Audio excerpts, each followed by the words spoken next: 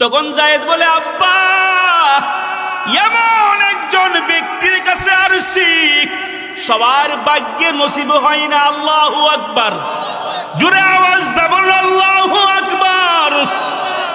এমন মায়ের নবীর কাছে আসছি যেই নবী তোরা নিওয়ালা, যেই নবী হাসরে মিজানে ফুল সিরাতে সব জায়গায় থাকবে।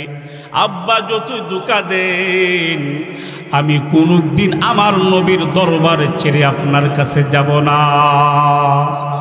ওই যায়েদ বলে, আমার মতো এমন সুখী পৃথিবীতে আর কেউ নাই। আল্লাহু আকবার, জোরে আওয়াজ দাও বলুন আল্লাহু আকবার। বলে, আমার মতো সুখী এই পৃথিবীতে আর কেউ নাই। আমার মতো এমন সুখী, বলেন আমার মতো এমন সুখী কে আছে এই দরাতে? আমি হলাম শ্রেষ্ঠ নবীর উম্মত। ঠিক না ঠিক? আমার মতো এমন সুখী, আমার মতো এমন সুখী কে আছে এই দরাতে? আমি হলাম শ্রেষ্ঠ নবীর উম্মত। যাহার উম্মত হওয়ার জন্য দোয়া করেন নবীরা, বিনায় দুয়াই তাহার উম্মত হতে পেরেছি আমরা। যাহার উম্মত হওয়ার জন্য দোয়া করেন নবীরা, বিনা দুয়াই তাহার উম্মত হতে পেরেছি আমরা। জীবন আমার ধন্য হলো, বলেন জীবন আমার ধন্য হলো করে তাকি মহাব্বত। আমি হলাম শ্রেষ্ঠ নবীর উম্মত। আমার মতো এমন কপাল কার আছে এই জগতে? আমি হলাম শ্রেষ্ঠ নবীর উম্মত। হাসরের ময়দানেতে সবাই বলবে ইয়া নাফসি, নবী কাঁদবেন মুদের জন্য। আল্লাহু আকবার, নবী কাঁদবেন মুদের জন্য। বলে বলি আল্লাহ তাআলা বলেন, ইয়া আইয়ুহান নাস, আমার মতো মৌলবীর কোনো কথা নয়। ইয়া আইয়ুহান নাস, হ্যাঁ মানুষ সম্প্রদায়। কি সম্প্রদায়? উবুদু রাব্বাকুম, তোমরা আমি আল্লাহর ইবাদত করো। কার ইবাদত? জোরে আওয়াজ দা বলুন, কার ইবাদত? উবুদু রাব্বাকুম, আল্লাহর ইবাদত করো। কেন করবা? আল্লাযী খালাকাকুম, যে আল্লাহ আপনাকে আমাকে আল্লাহ বানাইছে। সুবহানাল্লাহ। ওয়াল্লাযীনা মিন ক্বাবলিকুম লাআল্লাকুম তাত্তাকুন। আল্লাহু আকবার। ওয়াল্লাযীনা মিন ক্বাবলিকুম, তোমাদের পূর্বের পুরুষও আমার আল্লাহ বানাইছে। সুবহানাল্লাহ বলেন। লাআল্লাকুম তাত্তাকুন, একমাত্র আল্লাহকে বই করার জন্য। কাকে বই করার জন্য? জোরে আওয়াজ দা বলুন মুমিন, কাকে বই করার জন্য? আওয়াজ দা বলুন ভাই, আওয়াজ দা কিন্তু ঠিক রাখেন, আমার খুব কাঁদতেছে।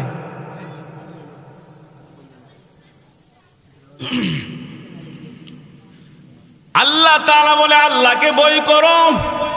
আমরা সুখে দুঃখে একমাত্র কাকে বই করবো? আওয়াজ দা বলেন, জোরে আওয়াজ দা বলেন, কাকে বই করব? ও মুমিন, কাকে বই করব? লাআল্লাকুম তাত্তাকুন আল্লাযী জাআলা লাকুমুল আরদা ফিরাশা। আমার মায়ের আল্লাহ বলে, আল্লাযী জাআলা লাকুমুল আরদা ফিরাশা, যে আমি আল্লাহ তাআলা আসমান বানাইলাম, যে আল্লাহ আমি আল্লাহ জমিন বানাইলাম একমাত্র তোমাদের জন্য। আল্লাযী জাআলা লাকুমুল আরদা ফিরাশান ওয়াস সামাআ বিনাআ। আমার বান্দা দিনের বেলা জমিনের মধ্যে কাজ করবে, আমি আল্লাহ এমন একটি সুন্দর একটি লাইট ফিট করে দিয়েছি বান্দার যেন কষ্ট না হয়। আবার আমি আল্লাহ তাআলা রাত্রটাকে অন্ধকার বানায় দিয়েছি। বান্দা দুনিয়াতে কষ্ট করবে, জমিনে হাল চাষ করবে, কষ্ট করার পর ওই যে আমি আল্লাহ তাআলা দেওয়া একটা সুন্দর একটি লাইট, ওই লাইটটা যদি আমি ডিম লাইট না বানায় দেই, আমার বান্দারা ঘুমাইতে পারবে না। এমন ক্ষমতা কার? জোরে আওয়াজ দিয়ে বলুন। ওই আল্লাহ তাআলা বলেন, একমাত্র আমি আল্লাহ বান্দা বান্দির জন্য এত সুন্দর সুযোগ দিয়েছি। ও বান্দারা, তোমরা কোথায় আছো? তোমাদের কোনো খবর নাই। তোমরা কোথায় আছো? আমার যুবক ভাই, আমার ফিতরতুল মুরব্বী বাবারা, পর্দার অন্তরালে আমার মা, আল্লাহ তাআলা বলেন, এই দুনিয়ার জমিনে একমাত্র যাই কিছু দিলাম, একমাত্র তোমাদের জন্য দিয়েছি।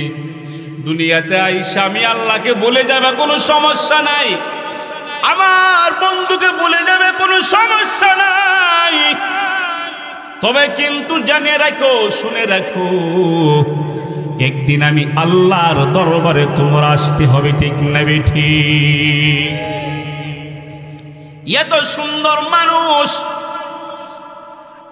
মাকে মা বলে, সন্তান যদি মাকে মা বলে মা খুশি হয়, ঠিক না বেঠিক? বাবাকে বাবা বলে বাবা খুশি হয়। টেলিফোনের মাধ্যমে যদি অনেক দূর থেকে বলে আব্বা কেমন আছো, বলে অনেক ভালোবাসি, তুমি কেমন আছো? আম্মা জান আপনি কেমন আছো? এই টেলিফোনের মাধ্যমে অনেক দূর থেকে বলার পর আব্বা খুশি হয়ে যায়, মা খুশি হয়ে যায়, আপন আপন আত্মীয় স্বজন সকলে খুশি হয়ে যায়। আমার আল্লাহ বলে, মুয়াজ্জিন সাহেব এই মসজিদের থেকে মাইকে হেলান দিল, আল্লাহু আকবার, আল্লাহু আকবার। আল্লাহ বড় মহান, আল্লাহ বড় শক্তিশাল, আল্লাহ মহান। হাইয়া আলাস সালাহ, হাইয়া আলাস সালাহ, আসো সালাতের দিকে আসো। হাইয়া আলাল ফালাহ, হাইয়া আলাল ফালাহ, কল্যাণের দিকে আসো। আমরা ঘুমিয়ে থাকি, আমার বাবারা, মুরব্বিরা, যুবক ভাইয়েরা, ফরদার অন্তরালে আমার মা এই রাত্রের মধ্যে ঘুমায় থাকে, কিন্তু মুয়াজ্জিন সাহেব আল্লাহ তাআলার ধ্বনি দিতেছে। এই যুবক ভাই হাত রেখে বলি, কিন্তু আমাদের জীবনটা এই মোবাইলের টাচ মোবাইলে আমাদের জীবনটাকে শেষ করে ফেলছে, ঠিক না বেঠিক?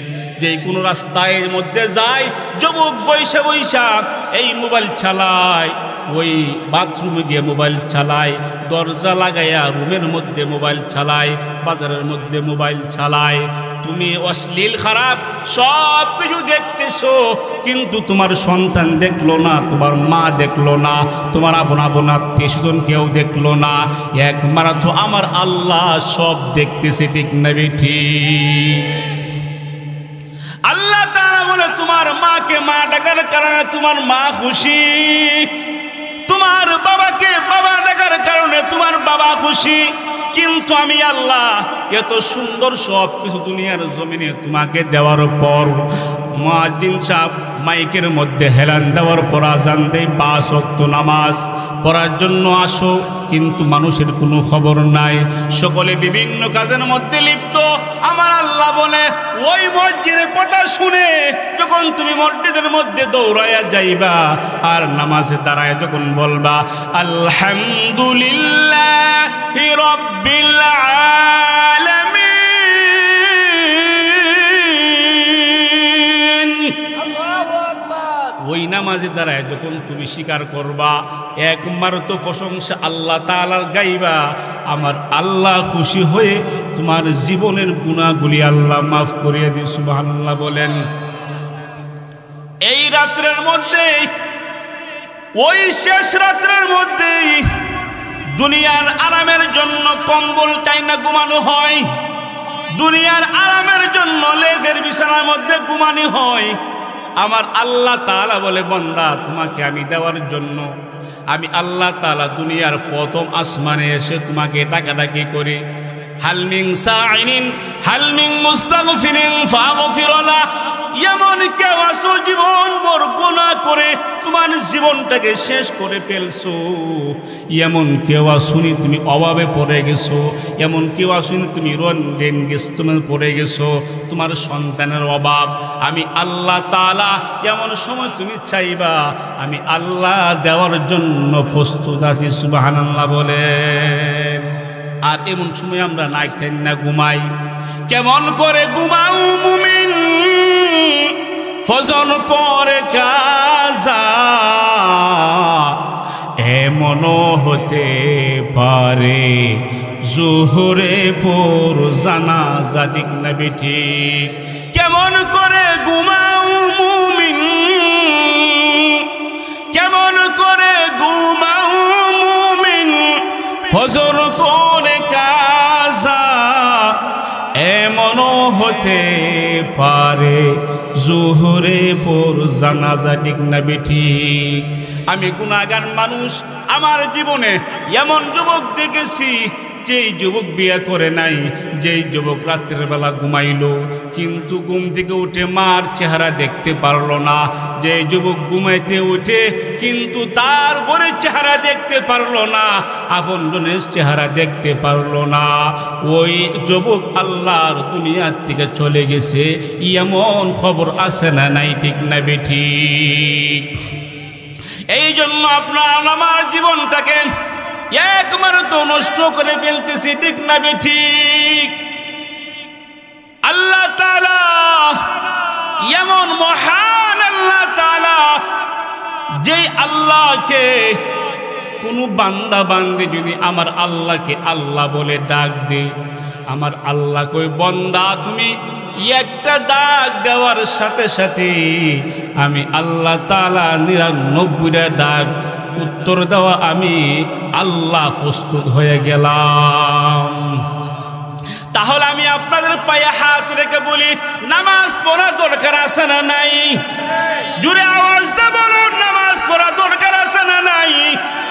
নিজের নামাজ পড়লেন না, নিজের সন্তানটাকে বেনামাজি বানাইলেন, নিজের নামাজ পড়লেন না, নিজের মেয়েটাকে বেনামাজি বানাইলেন, নিজের নামাজ পড়লাম না, আমার ফ্যামিলিকে বেনামাজি বানাইলাম। এটার জন্য আল্লাহর দরবারে জিজ্ঞাসা করবে, আল্লাহর কাছে জবাব দেওয়া লাগবে কি লাগবে না? জোরে বলুন, জোরে আওয়াজ দা বলুন। এই জন্য আপনারা আমি নিজে নামাজ পড়তে হবে, আমার সন্তানটাকে নামাজ শিক্ষা দিতে হবে, আমার মেয়েকে নামাজ শিক্ষা দিতে হবে, আমার পরিবারকে নামাজ শিক্ষা দিতে হবে। ওই নামাজ শিক্ষা না দেওয়ার কারণে আল্লাহর দরবারে কেউ রেহাই পাইবে না, ঠিক না বেঠিক?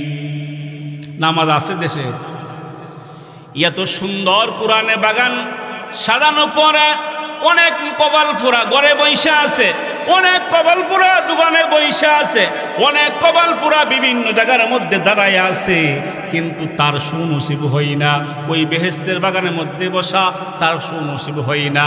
দুইজন কিরামান কাতিবিন আপনার আমার কাদের মধ্যে আছে, একজন ভালো আমল লেখে আর একজন খারাপ আমল লেখে, ওই জায়গার মধ্যে বসে আছেন কিরামান কাতিবিন। কিরামান কাতিবিন ইয়ালামুনা মা তাফআলুন। আল্লাহু আকবার। দুইজন ফেরেশতা লিখে আছে আমি কোন জায়গার মধ্যে গুনাহ করলাম, আমি কোন জায়গার মধ্যে নামাজ পড়লাম, কোন জায়গার মধ্যে কি করলাম। দুইজন লেখা আছে, একজন ভালো লিখবে, একজন খারাপ লিখবে। যেটা খারাপ লিখবে ওই ভালোটা বলে রাখো, ধৈর্য ধরো। ওই বান্দা খারাপ করছে ক্ষমা দাও, হয়তো আমরা লেখার আগে আল্লাহর দরবারে তওবা করতে পারে, ক্ষমা দাও। তওবা করলে তো আর লেখা কোনো দরকার নাই। আর আমরা যে ভালো লেখে ওই বান্দা যখন নিয়ত করে আমি ভালো নামাজ পড়ব, আমি কোরআন তেলাওয়াত করব, আমি হজ করব, আমি যাকাত দিব, ওই নিয়ত করার কারণে আপনি করতে পারলেন না, ভালো যে লেখে ওই ফেরেশতা সঙ্গে সঙ্গে তার ডায়েরির মধ্যে উঠাইয়া ফেলে।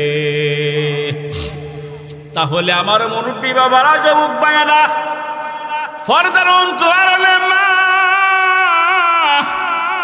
স্বামীর ঘরের মধ্যে তুমি লাল একটা শাড়ি পরে তুমি আসছো, এমন একটি সময় তোমার আসবে ওই লাল শাড়িটাকে ফালাইয়া তুমি সাদা শাড়ি পরে জীবনের জন্য স্বামীর ঘরে থেকে বাহির হইতে হবে, ঠিক না বেঠি?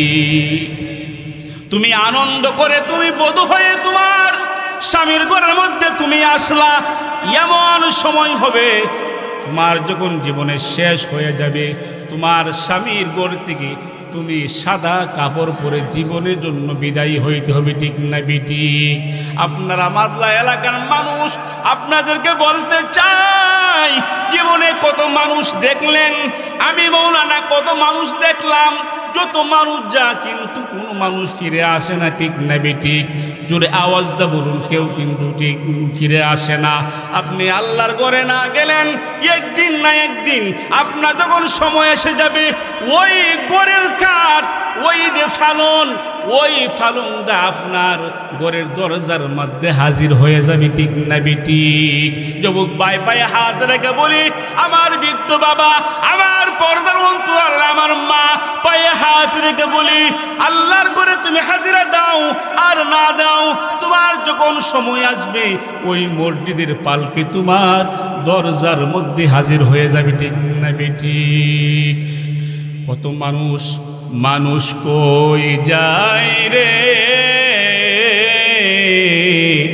দুনিয়া ছাড়িয়া, মসজিদের ওই পালকি আইনা তুলা দে সাজায়া তার জনমের লাগিয়া, ঠিক না বেটি? বলেন, মানুষ কই যায় রে দুনিয়া ছাড়িয়া, মসজিদের ওই পালকি আইনা দুলা দে সাজায়া তারে জনমের লাগিয়া। এই বাড়ির জন্য করলাম মারামারি, মামলা মুকদ্দমা কইরা খুয়াইলা রে খরি, ঠিক না বেটি? এই বাড়ির জন্য তুমি করলা মারামারি, মামলা মুকদ্দমা কইরা খুয়াইলা রে খরি। আজকে তুমি যাইবা চলে, আজকে তুমি যাইবা চলে, সব কিছু ফালায়া, মসজিদের ওই পালকি আইনা দুলা দে সাজায়া তারে জনমের লাগিয়া, ঠিক না বেটি? আমার ভাইয়েরা, আমার মুরব্বী বারা, যুবক ভাইয়েরা, আপনি আমাকে জীবনের শেষ বিদায় একদিন দিয়ে দিবে, যেই সময় কিন্তু কবরে গেলে আর আশা হবে না, ঠিক না বেটি? জোরে বলুন। যদি কবর যাওয়ার পর আমরা ধরা পড়ি, আমাদের উপায় থাকবে নাকি থাকবে না? জোরে বলুন। কবরে যাওয়ার পর উপায় থাকবে না, যে আপনারা আমার নবী কবরের মধ্যে আপনারা আমাকে যখন মুনকার নাকির যখন প্রশ্ন করবে, মার রব্বুকা, তোমার রবকে, যদি দিনের পথে চলতে পারি জবান দিয়ে বের হয়ে আসবে, আমার রব হলো রব্বি আল্লাহ, আমাদের রবকে। ওমান দিনুকা, তোমার দিন কি? যদি দিনের পথে চলতে পারি, ইসলামের পথে চলা যায়, বলবে দিন আল ইসলাম। ওমান নবিয়ুকা, তোমার নবীকে। ওই নবীর মহাব্বত অন্তরে থাকলে আপনার আমার জবান দিয়ে বাইর হয়ে আসবে, হুয়া মুহাম্মাদুর রাসূলুল্লাহ সাল্লাল্লাহু আলাইহি ওয়াসাল্লাম। এই নবীর ভালোবাসা দরকার আছে না নাই? জুড়ে বলুন। আল্লাহ তাআলা বলেন, কুল ইন কুনতুম তুহিব্বুনাল্লাহ, হে নবী আপনি বলুন, যারা আমি আল্লাহকে ভালোবাসে, আমি আল্লাহকে যারা ভালোবাসে, আপনি বলে দিন, কুল ইন কুনতুম তুহিব্বুনাল্লাহ ফাত্তাবিউনি, তারা যেন আপনাকে অনুসরণ অনুকরণ করে। ইউহিব্বুকুমুল্লাহ, করলে আমি আল্লাহকে করা হবে ওয়াগফির লাকুম যুনুবাকুম, আমি আল্লাহ ক্ষমা করে দিব। ওয়াগফির লাকুম যুনুবাকুম ওয়াল্লাহু গফুরুর রহিম।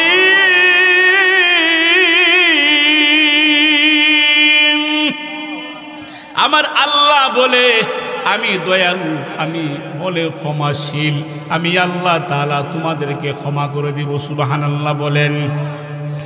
আমার মুরব্বিরা, সন্তানকে নামাজ শিক্ষা দেওয়া দরকার আছে না নাই? জুড়ে বলুন। নিজের সন্তানটাকে নিজে হাত দিয়ে জবাই কইরেন না, জবাই কইরেন না। হাফেজ হোক, আলেম হোক না হোক, কমপক্ষে সন্তানটাকে নামাজি বানান, কোরআন পড়নেওয়ালা বানান, আপনার কাছে আসবে। সুবহানাল্লাহ বলেন। আমরা ধন্যমার ধন্য সন্তান। মা বাবাকে বলে কোনো দুঃখ নাই, সম্পদ দিছো না কোনো সমস্যা নাই, টাকা পয়সা দিদালা কোনো সমস্যা নাই। আমরা 3 মা 1 মায়ের 3 জন সন্তান আছি। 3টো ভাই আপনাদের দোয়া আলহামদুলিল্লাহ বিভিন্ন জায়গায় এমনভাবে কোরআনের দাওয়াত দেয়, আলহামদুলিল্লাহ বলেন। এই জন্য আপনার সন্তানকে নামাজি বানান।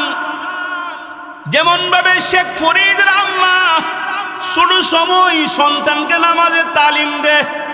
কেমন ভাবে তালিম দে? বলে আব্বা নামাজ পড়ো, নামাজ পড়বে আল্লাহ তাআলা তোমাকে চকলেট দিবে, মিষ্টি দিবে। সুবহানাল্লাহ আসেনি?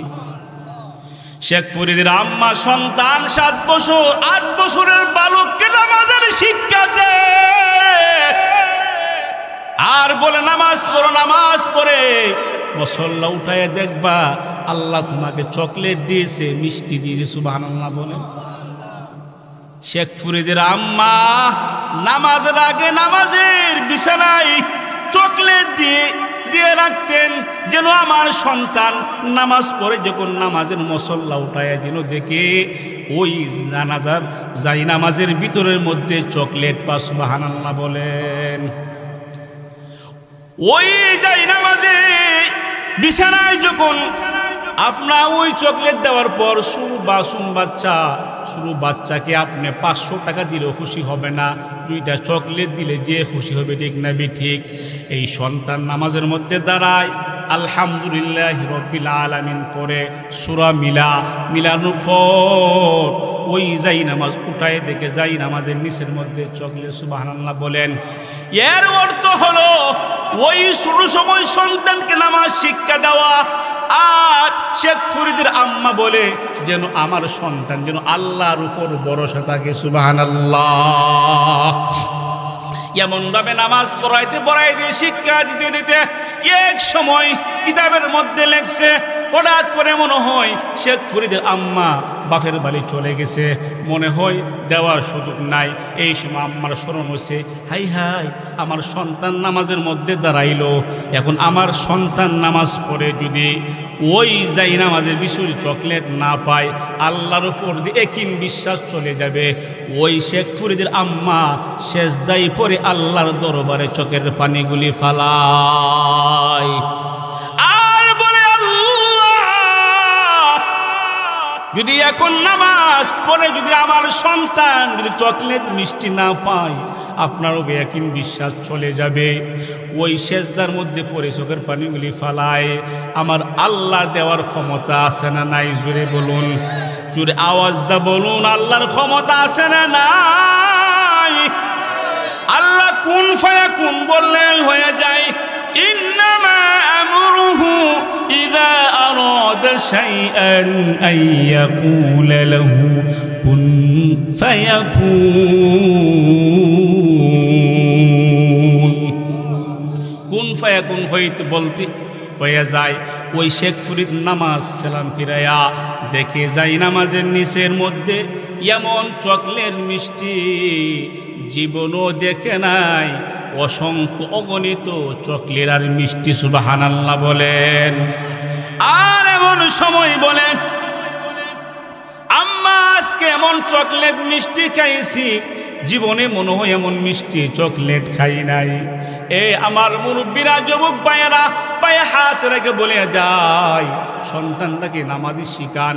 ওই নামাজ শিখলে আপনার জন্য দোয়া করবে, মা বাবার জন্য দোয়া করবে, কবরের পাশে দাঁড়ায় দাঁড়ায় বলবে রব্বির হামহুমা কামা রব্বায়ানি সগীরা ওয়া কুর রব্বির হামহুমা কামা রব্বায়ানি সগীরা। এই জন্য সন্তানটাকে নামাজি বানান, কোরআন পড়নেওয়ালা বানান, মসজিদের মধ্যে পাঠাইয়া দেন, মাদ্রাসার মধ্যে পাঠাইয়া দেন। একটা সন্তান যদি হাফেজে কোরআন হয়, আলেম হয়, আর না হয় কমপক্ষে আপনার জন্য দোয়া করবে, আপনার কবরটা আমার আল্লাহ মাফ করিয়া দিবে। তাহলে যেই নবী হাসরে থাকবে, মিজানে থাকবে, ফুলসিরাতে থাকবে, সব জায়গার মধ্যে থাকবে, ওই নবীর মোহাব্বত দরকার আছে না নাই? জুড়ে বলুন, জুড়ে আওয়াজ দা বলুন, মোহাব্বত দরকার আছে না নাই? আপনার আমার নবী মক্কার দুষ্ট লোকেরা হযরত যায়েদ রাদিয়াল্লাহু তাআলা আনহুকে নবীর কাছে বিক্রি করে দিয়েছে। ওই মক্কার এক সময় মানুষ বাজারের মধ্যে বিক্রি হইতো। এখন আমাদের যখন বকরা ঈদ আসে, আমাদের বাজারে কি মানুষ বিক্রি হয় না, গরু ছাগল বিক্রি হয়? ওই সময় মক্কার বাজারের মধ্যে মানুষ বিক্রি হয়। ওই সময়ের মধ্যে কিন্তু যায়েদকে আমার নবী কিনে আনছে। সুবহানাল্লাহ বলেন। মক্কার দুষ্ট লোকেরা বলে, ও যায়েদের আব্বা, আপনার সন্তানকে মুহাম্মদ বাজার থেকে কিনে নিয়ে গেছে, উনার দরবারে যাও, তোমার সন্তান গিয়ে পাইবা। আপনার আমার পয়গম্বর, ও মায়ার নবী, দয়ার নবী, ওই নবীর দরবারে এসে বলে, ওগো মুহাম্মদ, আপনি আমার সন্তান কিনে আনছেন, আমার সন্তান দিয়ে দেন। আপনার আমার পয়গম্বর বলে, ও যায়েদের পিতা, যদি আপনার সন্তান ইচ্ছাকৃতভাবে যায় আমার কোনো সমস্যা নাই, তবে একটা শর্ত, আপনার সন্তানকে জোর করে নিতে পারবে না। সুবহানাল্লাহ। আপনার সন্তানকে জোর করে নিতে পারবে না, একটা আমার কাছে শর্ত। তখন যায়েদের আব্বা বলে, যায়েদ আসো, তোমার জন্য তোমার আম্মা চিন্তা করে কানতে কানতে কঙ্গাল হয়ে গেছে, তোমার ভাই কানতে কানতে কঙ্গাল হয়ে গেছে, তোমার বোন কঙ্কাল হয়ে গেছে, দেখো যায়েদ আমার কি অবস্থা হয়ে গেছে। তখন বলে যায়েদ, তোমার নামে আমার যে বাড়ি আছে, আমার যে গাড়ি আছে, অর্থ সম্পদ আছে, সব কিছু তোমার নামে আমি লিখে দিব। সুবহানাল্লাহ। তখন যায়েদ বলে, আব্বা, এমন একজন ব্যক্তির কাছে আসছি সবার ভাগ্যে নসিব হয় না। আল্লাহু আকবার। জোরে আওয়াজ দাও, বলো আল্লাহু আকবার। এমন মায়ের নবীর কাছে আসছি, যেই নবী তরানিওয়ালা, যেই নবী হাসরে মিজানে ফুলসিরাতে সব জায়গায় থাকবে। আব্বা যত দুকা দেন, আমি কোনদিন আমার নবীর দরবার ছেড়ে আপনার কাছে যাব না। ওই যায়েদ বলে, আমার মতো এমন সুখী পৃথিবীতে আর কেউ নাই। আল্লাহু আকবার। জোরে আওয়াজ দাও, বলো আল্লাহু আকবার। বলে, আমার মতো সুখী এই পৃথিবীতে আর কেউ নাই। আমার মতো এমন সুখী, বলেন, আমার মতো এমন সুখী কে আছে এই দরাতে? আমি হলাম শ্রেষ্ঠ নবীর উম্মত। ঠিক না ঠিক? আমার মতো এমন সুখী, আমার মতো এমন সুখী কে আছে এই দরাতে? আমি হলাম শ্রেষ্ঠ নবীর উম্মত। যাহার উম্মত হওয়ার জন্য দোয়া করেন নবীরা, বিনায় দুয়াই তাহার উম্মত হতে পেরেছি আমরা। যাহার উম্মত হওয়ার জন্য দোয়া করেন নবীরা, বিনা দুয়াই তাহার উম্মত হতে পেরেছি আমরা।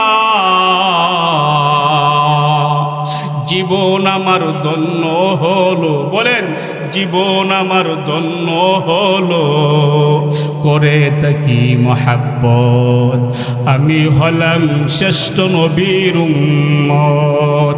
আমার মতো এমন কপাল কার আছে এই জগতে, আমি হলাম শ্রেষ্ঠ নবীর উম্মত। হাসরের ময়দানেতে সবাই বলবে ইয়া নাফসি, নবী কাঁদবেন মুদের জন্য। আল্লাহু আকবার। নবী কাঁদবেন মুদের জন্য, বলে বলে উম্মতি। নবী কাঁদবেন মুদের জন্য, বলে বলে উম্মতি। এমন মায়ার নবী পেয়ে, বলেন এমন মায়ার নবী পেয়ে ধন্য হলো আখিরাত, আমি হলাম শ্রেষ্ঠ নবীর উম্মত। আল্লাহু আকবার। এ আমার মুরব্বি বাবারা, যুবক ভাইয়েরা, পর্দা অন্তরাল আমার মা, ওই নবীর উম্মত হইতে পেরেছি, আমাদের খুশি নাকি বেজার? যেই নবীর জন্য অন্য অন্য রসুল পয়গম্বর পর্যন্ত দোয়া করছেন, আল্লাহ পয়গম্বর না বানায়া যদি ওই নবীর উম্মত বানাই দেন কত না বলা হতো। সুবহানাল্লাহ বলেন। ওই যে আল্লাহ রসুল বলে, যাইদের আব্বা আপনার সন্তান যদি যাইতে চায় কোনো সমস্যা নাই, তবে জোর করে নিবা না। আপনারা আমার পয়গম্বর বলে আল্লাহ আমাকে পৃথিবীর জমিনের মধ্যে পাঠাইছেন, ওই বিচ্ছিন্নকারীকে বিচ্ছিন্ন করার জন্য পাঠাই নাই। ছিন্নকারীকে আমি আল্লাহ জোড়া দেওয়ার জন্য দুনিয়াতে পাঠাইছে। সুবহানাল্লাহ বলেন। বিচ্ছিন্ন করার জন্য আমাকে দুনিয়ার মধ্যে পাঠাই নাই। ওয়ামা আরসালনাকা ইল্লা রাহমাতাল লিল আলামিন।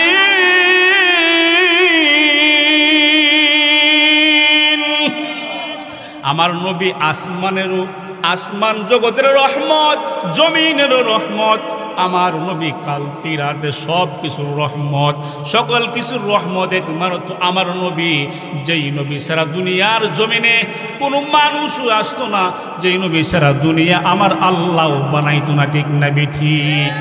এই জন্য পায়ে হাত রেখে বলি, আপনি নিজেও নামাজ পড়েন, নিজেও কোরআন তেলাওয়াত করেন, নিজের সন্তানটাকে নামাজি বানান, কোরআন তেলাওয়াত করেনওয়ালা বানান। ভাই মানুষ খালি মানুষ হইলে হয়তো না। মানুষ হলো তিন গুণ। জন্মগত মানুষ হলো বংশগত মানুষ, গুণগত মানুষ। জন্মগত মানুষ হইল ওই কাফের, জন্মগত মানুষ হলো ফেরাউন, সাদ্দাত, হামান, তারা হলো জন্মগত মানুষ। বংশগত মানুষ আপনি কইতে পারেন আমি খান বংশের লোক, আমি চৌধুরী বংশের লোক, আমি বুয়া গোষ্ঠীর লোক। এটা হলো ওইটা হলো তার জন্মগত মানুষ। যারা সেটা হলো জন্মগত মানুষ, আর এটা হলো তার সম্মানী মানুষ। গুণগত মানুষ হলো যারা গুণ থাকবে, একমাত্র আল্লাহকে বই করবে। আমাকে আল্লাহ দুনিয়াতে পাঠাইছেন, আমাকে আল্লাহ হাসরে সব জায়গার মধ্যে আমার আল্লাহ জিজ্ঞাসা করবে।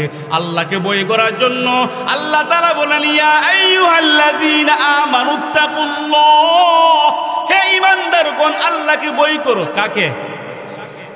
আমানুত্তাকুল্লাহ হাক্কা তুকাতিহি, বই করার মতো করো। কারণ বই করার মতো করার জন্য বলা হয়েছে, আমি যখন নামাজ না পড়ব, আমায় ওই বই করো। নামাজ না পড়লে আল্লাহ আমাকে জিজ্ঞাসা করবে। আমি গুনাহ করতেছি, আল্লাহ আমাকে জিজ্ঞাসা করবে। ওই বইটাকে করো হাক্কা তুকাতিহি। ওয়ালা তামুতুন্না ইল্লা ওয়া আনতুম মুসলিমুন।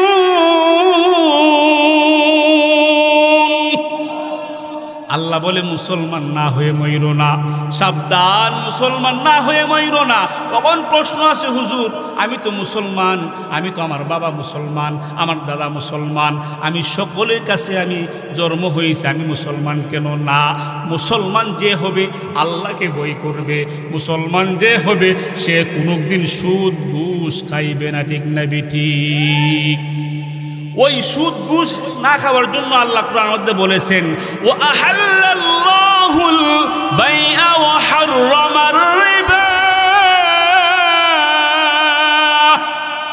আল্লাহ বলে ওয়া হাল্লাল্লাহুল বাইআ ওয়া হাররামার রিবা, আমি আল্লাহ তাআলা ব্যবসাকে হালাল করে দিয়েছি আর সুদকে জীবনের জন্য আমি আল্লাহ হারাম ঘোষণা দিয়েছি। এখন ব্যবসার মাধ্যমে বেজাল, ঠিক না ঠিক? একটা কাপড় কিনলাম 100 টাকা, কসম মুসলিম খাই রাখো হুজুর এটা 150 টাকা কিনা, ঠিক না বেটি? না, আপনারা আমার নবী যে ব্যবসা করেছে ওই সুন্নত তরিকে বাবা ব্যবসা করেন, ভাই ওই ব্যবসাটা করবেন, ওই ব্যবসা করলে কাজে আসবে, এটা হালাল ব্যবসা, ঠিক না বেটি? ভাইয়ের আমার সময় সংকীর্ণ সময় আমি আর লম্বা আলোচনা করছি না, কারণ হজরতরা আছে ইনশাল্লাহ। তাহলে আপনাদের কাছে দেখেন, মাদলার জমিনে যে কোনো প্রান্তে থাকি মাদলার কথা স্মরণ হয়, ঠিক না ঠিক? কারণ জীবনটা মাদলার জায়গার মধ্যে কেটেছে।